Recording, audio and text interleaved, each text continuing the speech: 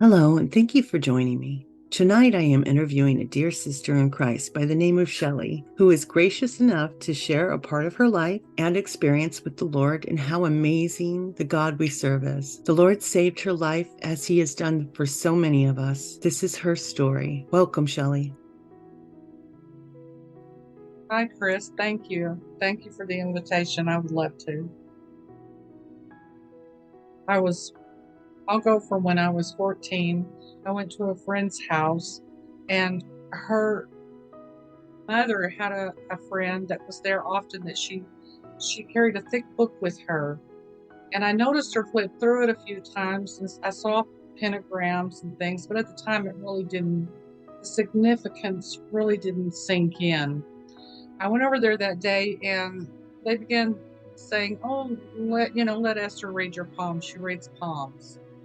I said, "Well, I didn't feel comfortable. I just felt this, I just didn't feel comfortable with it."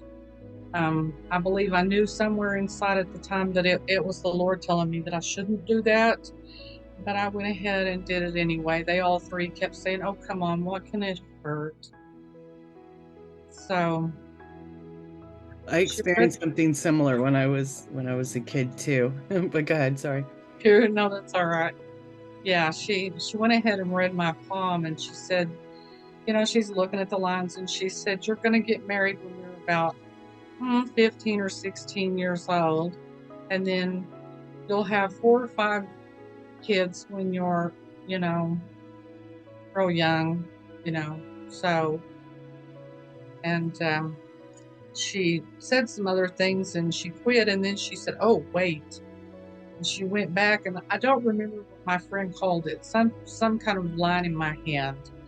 Or Esther went back and started telling me, "You're going to die when you're 35." She said, "Oh, wait, you're going to die when you're about 35.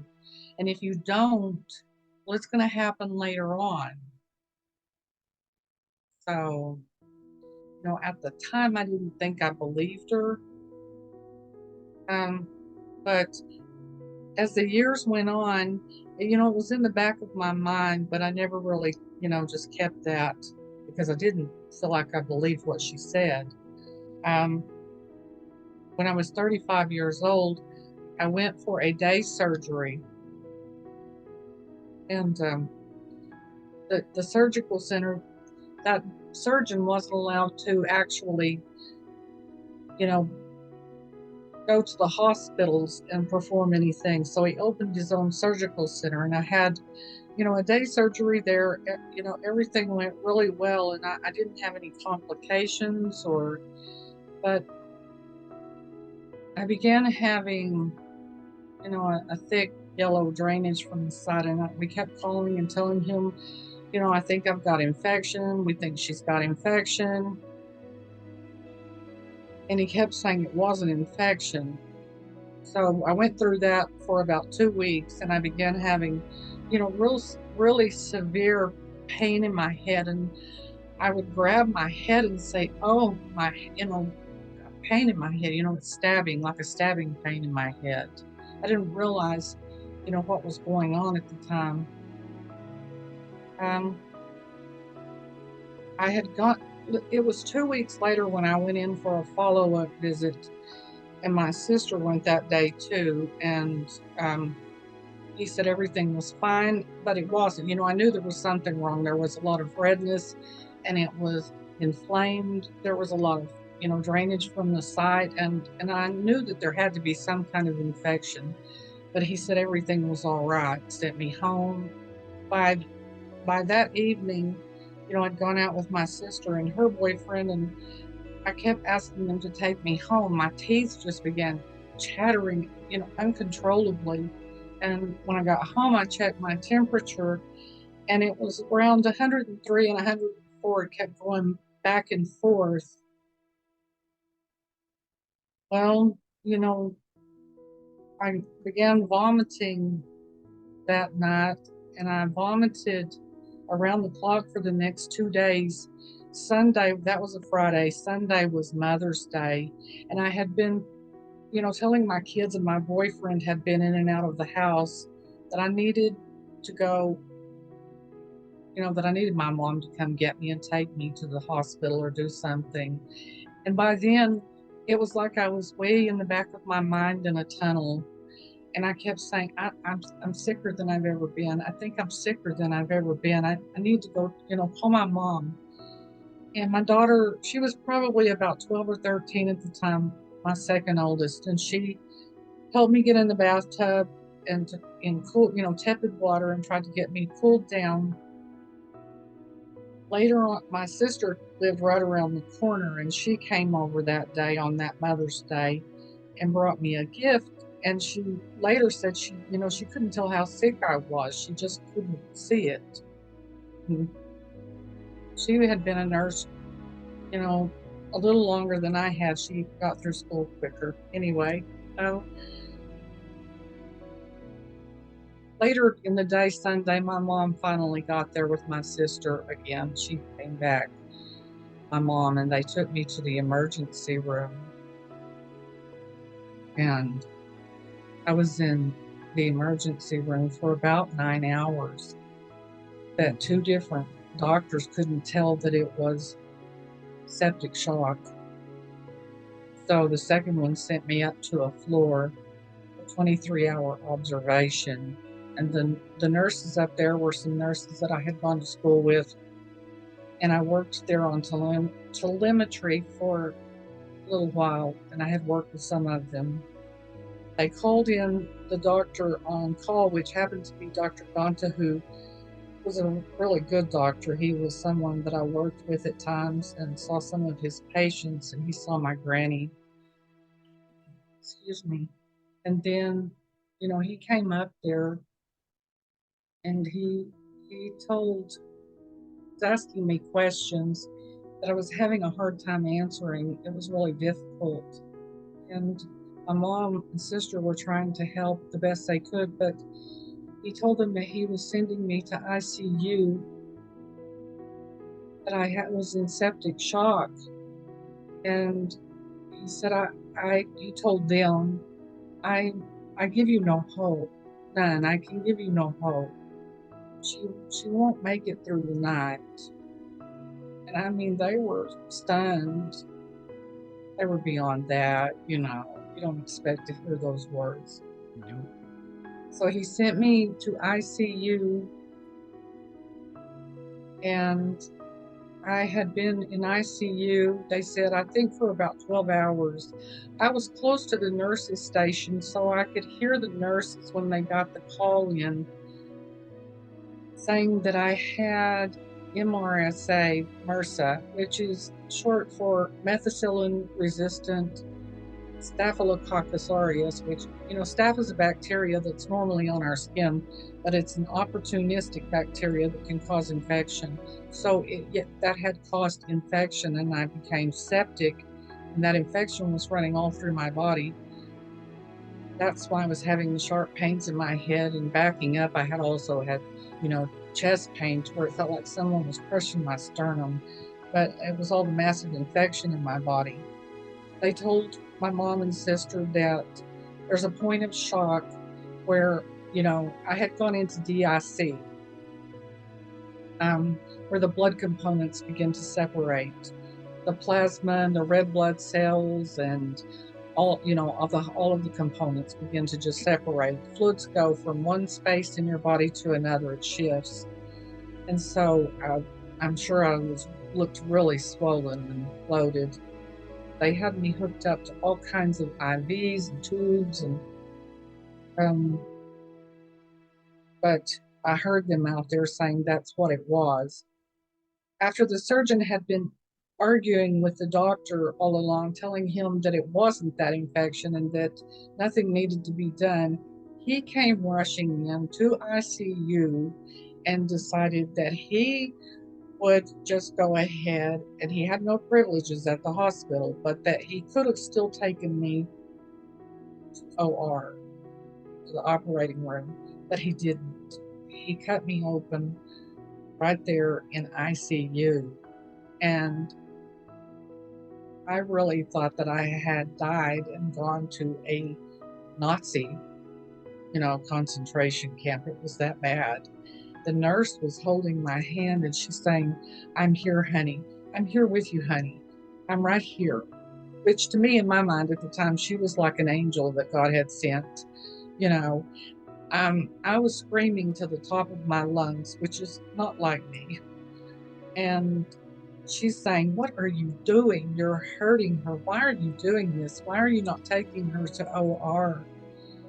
And he said, "I can't. Her blood pressure's too low," which it was bottomed out almost. But he could have taken me. Later the anesthesiologist and other doctors and people said, yes, he definitely could have taken you to OR. Also, I'd like to say he used what's called a pulse vac. It's like a vacuum cleaner. Uh, he, they said he poured bleach in my chest, which is where the infection was, and eventually localized into an area. But they said he poured bleach in and used that, and it's very painful. I don't really have a way. Yeah, Beyond regular pain, I'm assuming. way beyond. Yeah, I was going to say, Indescribable. I don't have a way to describe it. It is indescribable. But then she went out and talked to my family and told them that she would sue, sue, sue. So did the doctor, which they normally don't do. But so after that was over, my doctor told him I can't, told my family I can't work with him. I've never had a patient or a physician I can't work with. But I can't work with him. Wow. So yeah, we've fired him. Wow. Um, That's good news. yeah. Well, twice it was spoken over you. In my opinion, a curse. So first of all, did you think about what the woman with witchcraft book had said to you previously while you were going through all this? Because you're now 35, you're going through this. The angel of death is after you. And at that time, did you think about what she said and how she has spoken death over your life and spoken a curse over your life? And did you think about how the doctor literally had done the same thing? And they, I believe, do it unknowingly, but anyways. Yeah, I agree that, well, I can say most of them probably do. Maybe not all of them do it unknowingly. But no, at the time, Chris, I didn't think about that so much. I did bring it up to my dad, being 14 years old. He had been, from I was probably about six or seven, that he had gotten into the occult. I don't know if it was New Age. My mom says it was either Freemasons or it was Rosicrucians. I don't know for sure. I do know later on, as an older teenager, he did talk about astral projecting a lot, a lot.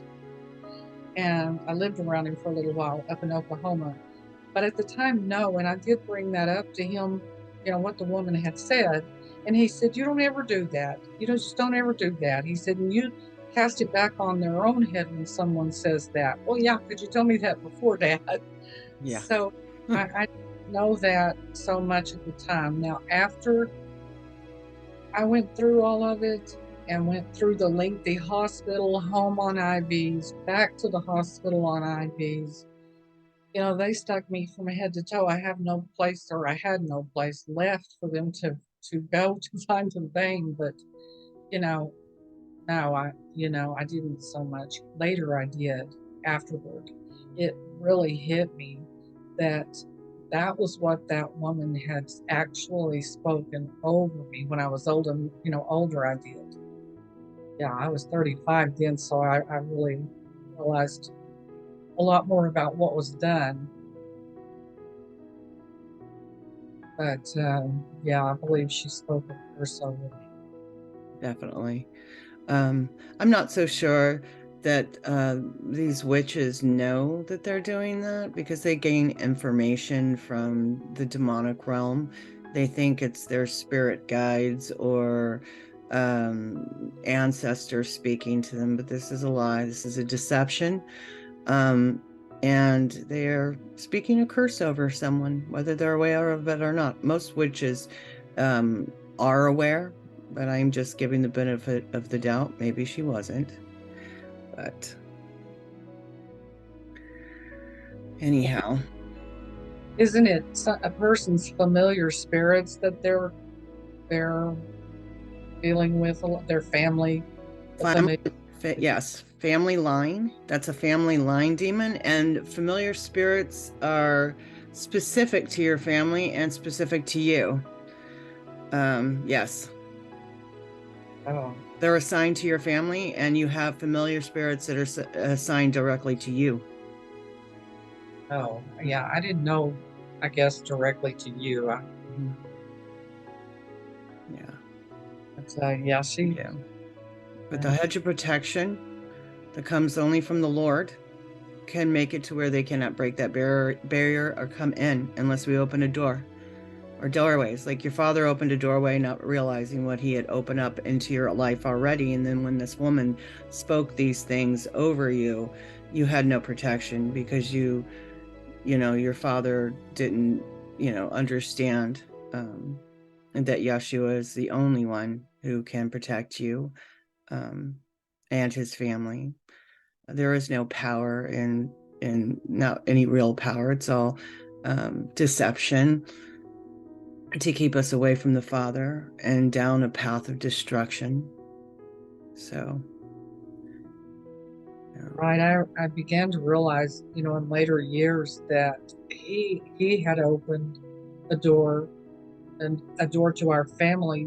I remember I didn't know at the time, but later looking back, I began to see why it became so dark in our home, because he came from a Christian family, and up to that point he had seemingly lived as a Christian.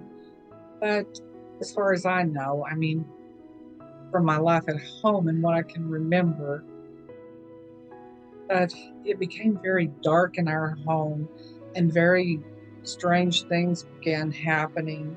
you know we lived around 6 other children, and he would hang out in he custom built Harleys, painted them, and he would hang out there in his motorcycle shop with her.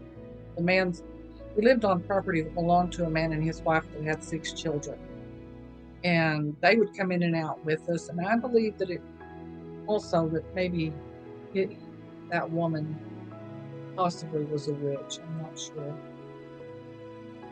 but it just got really dark. And who was the woman? The woman was with your father, or? Well, her and her husband owned the land that we lived on. And while my mother was at work, my dad would be out in his motorcycle shop where he built Harleys way ahead of his time. He custom painted them. But anyway, he was out there with this woman all day, a lot of the time. I know they were out there, from what my mother said, smoking pot, and just he began to change, dramatically. And that's when he got mixed up in the occult, and he just began to change a lot at that time. Interesting. This, from what I know about witches in my past experience, if a woman who is a witch has a desire for someone, they'll start casting spells. And the next thing you know, everything they think and everything they do starts lining up with what you do and what you're about. And then all of a sudden there's this law of attraction that they create with their spells, changes a person and changes everything around them. And it's very demonic because you're literally sicking demons onto a person to gain control over them. That's what it sounds like. But I don't know. I wasn't there. But that's what that's very, excuse me, that's very interesting. Yeah. Well, that's quite the story. My goodness. You went through a lot as a child as well, and then an adult, Satan trying to take you out. You know what that feels like. Yeah. Well, after I got back home and got well, I began to realize that, and the thing about what the woman said about it happening again did, and I need to kind of back up. I left out the part about I did get married at 15, a month before my 16th birthday. I did have I do have 4 children. They're all grown now, but I have 4, and I had them very, very young. So, yeah, and what she said, not that I believe that demons have the power to do that, but they can influence, I believe, the things that come to pass in your life if they have an open door. Absolutely. And this is my take on it. I believe, and I believe this is more directed around the fallen angels, but they work side by side with demonic. And I'm not so sure how much demonic has access to what I'm about to say. But angels, even the fallen angels, are outside of time. Time was created for us. We live within a time, okay?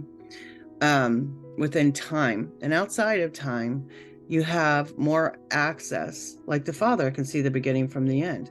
Well, I believe the angels that are still under God's grace and did not reject him can have access to a lot of what Yahshua does. I think the fallen angels still do too, but limited. So I think God put a limit on how much they can access or understand. And I think that they use some of these glimpses of what they can and see to manipulate that. And they know us well. They've been around for a very, very long time, and they can read people, and they're the ones making things happen in this world. So they can make things happen, you know. I agree. Yeah, I would agree with that. You know, that's Um, just my take on it. yeah, I can agree to that. From just the things I've gone through, and my biggest, I remember saying back after I began getting well, I was just really so excited. Uh, Not about being, what I went through, but about telling people, when I was in ICU, I felt that my doctor began telling the nurse, they were beside my bed, and I don't remember seeing a lot the whole time I was there. I continued to vomit for about 9 days, they said, when all of this went on, but they weren't expecting me to make it through that night or that next day as it carried over. He's by the bed with the nurse, and my blood pressure was so low that they were afraid it was about to go ahead and just stop. He told them to get my children and bring them up there to tell me bye. And I remember my oldest daughter standing there holding my hand, not because I saw her, but because I could hear. My hearing was so well, it was acute. I had acute hearing. And they say they believe hearing is the last to go. But she was standing there holding my hand, and she said she always had such pretty hands. And I'm thinking, what does she mean, had?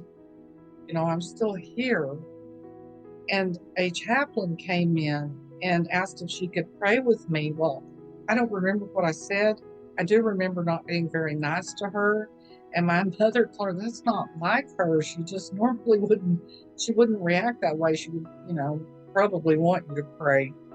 But the poor woman, she was there. I know she was trying to help, and she wanted to pray for me with me. But I felt like I was being pushed out the door at the time.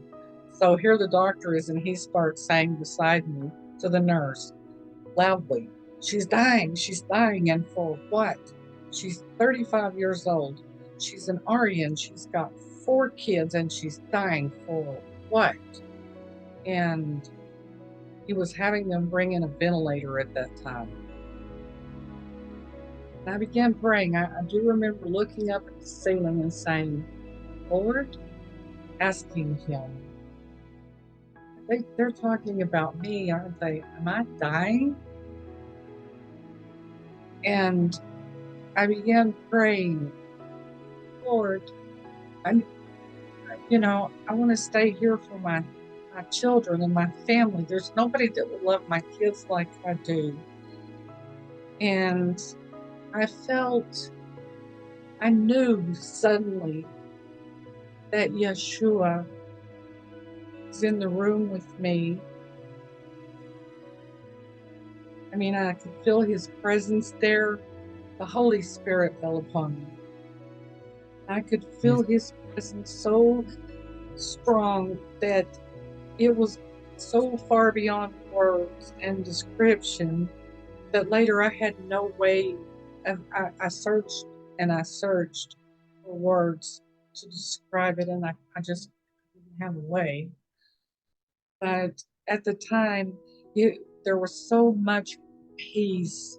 I believe he came in the spirit of peace, and I felt such an awesome peace, and I wanted to go with him. And I'm thinking, I don't go.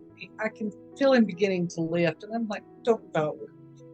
So, a major part of me wanted to go with him, but I also wanted to stay for my kids and my family at that time. So, Wow, that's amazing, Shelley. That's just amazing. The Lord is just so good to us. You know what? I would just really like to thank you for sharing your story. Um, I think this will touch so many people.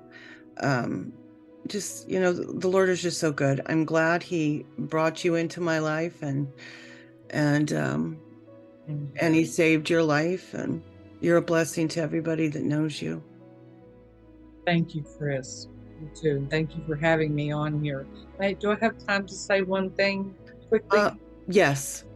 Yes. That I'm here mostly because I told the Lord if I ever had a way to say it, I would tell people that even if doctors can't give you hope or family, Yeshua can. Jesus Christ, He is your hope. Absolutely. Amen to that. Yep. Yes, He is. All right. Thank you, Shelley. Thank you, Chris. I would just like to add that I too have had curses spoken over my life, and the enemy has nearly taken my life many times. I grew up in the occult and had many doorways opened into my life from a very, very young age. I also had generational curses that caused many problems for me because of my bloodline. I am a victim of satanic ritual abuse. You see, there are a lot of people that just fall into witchcraft, thinking that they are just accessing their power from their ancestors, spiritual guides, or familiar spirits. These people are truly deceived. But then there are those in the higher level of the occult, like the Illuminati and large covens, that know exactly what they're doing. In my next video, I will be talking about my experience in the occult and how the Lord rescued me from that evil world. Thank you all for joining us tonight, and don't forget to like and subscribe. If you have had a supernatural experience of any kind, I would love to share your story. Write me at battlebornbelievers@gmail.com, or you can go to battlebornbelievers.com. God bless you. I can hear you call my name. I can hear you call my name. I can hear you call my name. Come to the table.